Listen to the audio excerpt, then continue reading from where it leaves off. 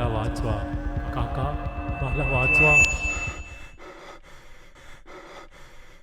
पुणे की एक हसीन शाम, टहलते टहलते आपके कदम पहुंचते हैं शनिवार वाड़ा की तरफ। शाम के 5 बजते ही माहौल में अचानक डर जाने लगता है। बाहर बैठा गार्ड जोर जोर से सीटियां बजाकर सबको भाग जाने को कहने लगता है। हर तरफ अफरा तफरी मचने लगती है और हर कोई उस जगह से दूर जाना चाहता है, लेकिन आप वहीं रुके रहते हो।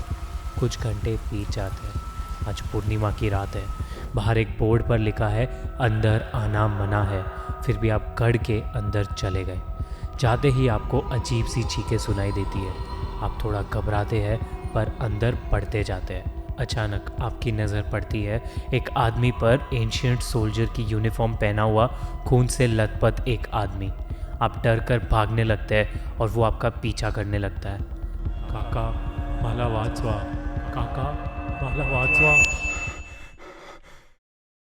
शनिवार वाड़ा की कहानी इतनी ज़्यादा डरावनी है कि वहाँ रात में जाने से किसी की भी रूह कांप जाए।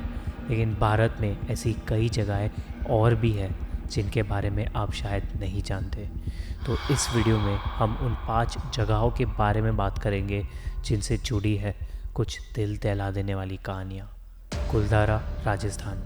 राजस्थान के जैसलमेर से कुछ 17 किलोमीटर दूर है एक ऐसा गांव जिस पर लगा हुआ है 300 साल पुराना श्राप। एक ऐसा श्राप जिसे एक फलता फूलता गांव आज तबाही की उजड़ी हुई निशानी जैसा लगता है। कुलधारा जैसलमेर में बसा हुआ एक ऐसा गांव जो एक समय पर एक खुशहाल पलीवाल ब्राह्मण गांव था। लेकिन वहाँ एक ऐसा इंसान था जिसने अपने डर के दम पर कुलधारा की कहानी बदल कर रख दी। सलीम सिंह, रियासत का शक्तिशाली और जुल्मी प्रधानमंत्री। एक बार जब वो गांव में लोगों से टैक्स वसूलने के लिए आया था, तब उसकी नज़र पड़ी थी मुखिया की बेटी पर। उसने उसी समय फैसला कर लिया था कि वो उसी लड़की से शादी करेगा।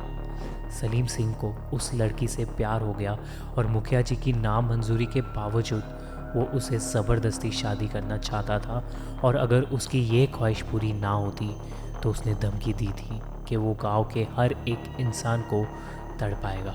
पलीवाल के लोगों ने इस दुराचार के सामने ना झुकने का फैसला किया और अचानक रातों रात पूरा गांव सुनसान हो गया।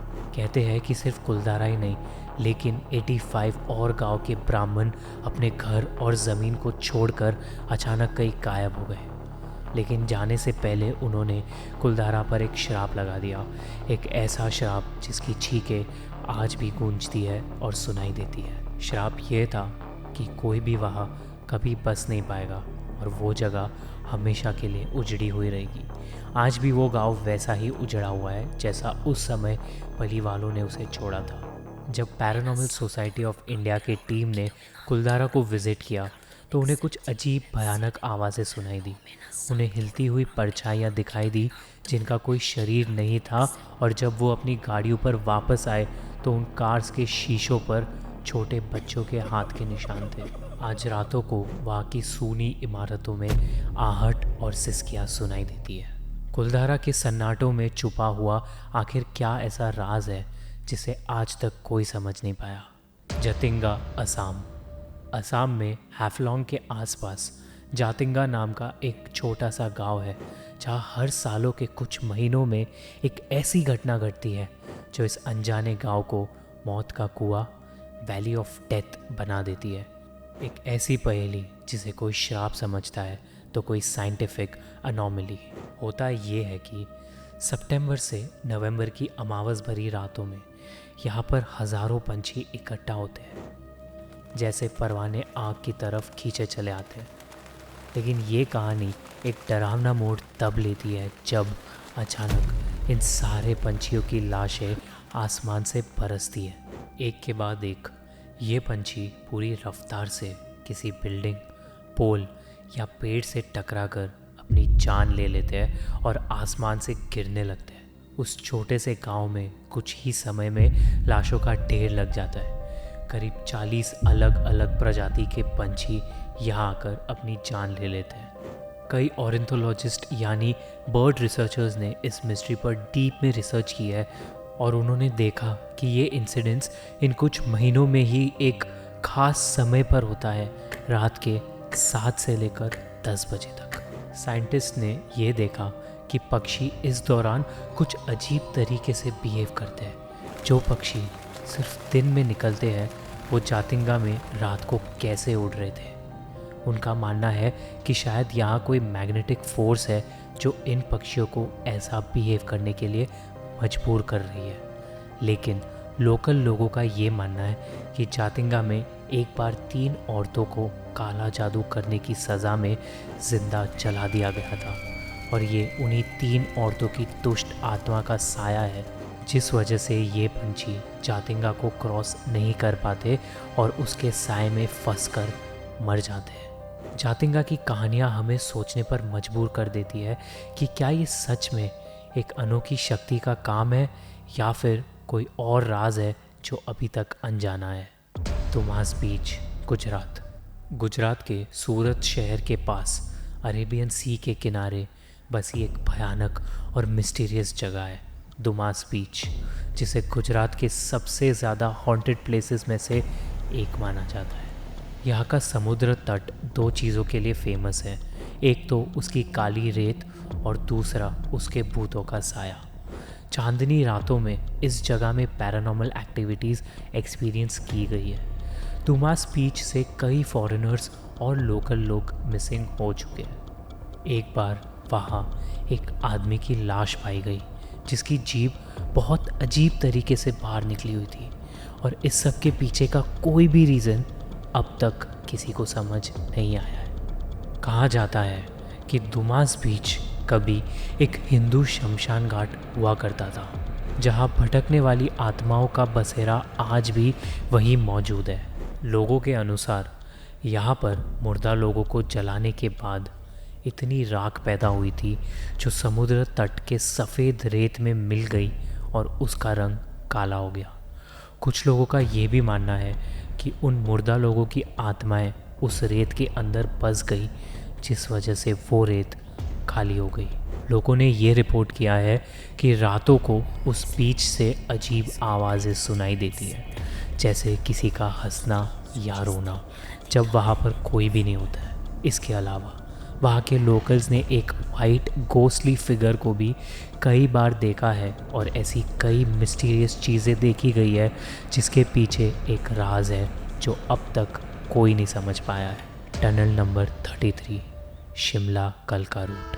हिमाचल प्रदेश के सोलांग ज़िले में बसी एक छोटी सी पहाड़ी जगह है जहाँ का मेन अट्रैक्शन है टनल नंबर 33, जो शिमला कालका रेल रूट पर है। ये टनल इस रूट का सबसे लंबा टनल है और सबसे खौफनाक भी, क्योंकि इस सुरंग से जुड़ी है एक डरावनी कहानी ये है कि इस टनल को बनाने वाले इंजीनियर कर्नल बरोक ने एक बहुत बड़ी गलती कर दी थी। इसे हुआ ये कि दोनों साइड से खुदाई शुरू होने के बाद ये पता चला कि टनल बीच में आकर मिल ही नहीं रहा था। कई कोशिशों के बाद भी ये टनल सही से नहीं बन पाया। कर्नल बरोक पर ब्रिटिश सरकार से मिलने वाली पनिशमेंट का इतना ज़्यादा खौफ छाया कि वो डिप्रेस्ड हो गए और उसी वजह से उन्होंने अपने आप को गोली मार ली, वो भी अपने फेल्ड टनल के बाहर। जब तक लोगों को पता चला और वो उस जगह पहुँचे तब तक काफ़ी देर हो चुकी थी। कर्नल बरोक मर चुके थे। ब्रिटिश सरकार ने उस अधूरी सुरंग को बंद करने की कोशिश की थी, लेकिन हर बार ताला टूट जाता था। कुछ समय बाद लोगों के लिए वो कहानी वही ख़त्म हो गई और जल्द ही टनल रेडी हुआ। उसका नाम कर्नल बरोक के नाम पर रखा गया, लेकिन कर्नल बरोक की कहानी वही ख़त्म नहीं हुई थी, क्योंकि आज भी लोग कहते हैं कि कर्नल बरोक अपनी टनल को विज़िट करते हैं। वो लोगों से बातें करते हैं और कुछ लोग उन्हें फ्रेंडली गोस्ट कहते हैं। कुछ लोग ने उन्हें वहाँ देखा भी हुआ है। कर्नल बरोक की आत्मा ने आज तक किसी को नुकसान नहीं पहुँचाया है, लेकिन उनकी आत्मा का वहाँ होना ही लोगों की नींदें उड़ा देता है। लंबी दहर माइंस, मसूरी। उत्तराखंड के एक हिस्से में कुछ किलोमीटर की दूरी पर है लंबी दहर माइंस। ये जगह उत्तराखंड के सबसे ज़्यादा हॉन्टेड प्लेस मानी जाती है। लंबी दहर माइंस की हॉरर स्टोरीज़ 1990 में शुरू हुई, जब कहा गया कि लगभग 50,000 मज़दूर रॉन्गफुल माइनिंग प्रैक्टिसेस के वजह से यहाँ एक दर्दनाक हालत में मारे गए थे। माइंस के पास रहने वाले मज़दूरों को भी किसी लंग डिजीज़ के वजह से खून की खांसी होना शुरू हुई और वो गरीब लोग भी तड़प तड़प कर मर गए। इन सब घटनाओं की वजह से लंबी दहर माइंस को मसूरी में एक भूतिया जगह माना जाने लगा। कुछ टाइम बाद इन माइंस को बंद कर दिया गया, लेकिन बंद होने के बाद भी एक्सीडेंट्स और अजीब पैरानॉमिक इंसिडेंट्स की खबरें मिलती रही। आज भी लोकल लोगों को दहर माइंस में उन 50,000 मरे हुए मज़दूरों की डरावनी चीखें और रोना सुनाई देता है। इसके अलावा लोगों ने कई सारी दर्दनाक और अजीब घटनाएं, जैसे कि एक हेलीकॉप्टर क्रैश होने के बारे में बताया।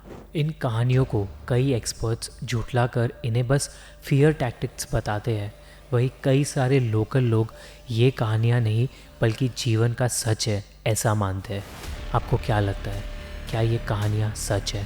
अगर आपको और ऐसी जगहों के बारे में पता है तो हमें कमेंट सेक्शन में ज़रूर बताइए, और वीडियो पसंद आए तो इसे लाइक और शेयर ज़रूर करें। ऐसी और अनसुनी, अनदेखी, अनजानी कहानियों के लिए राज को सब्सक्राइब करना ना भूलें। We will see you in the next one.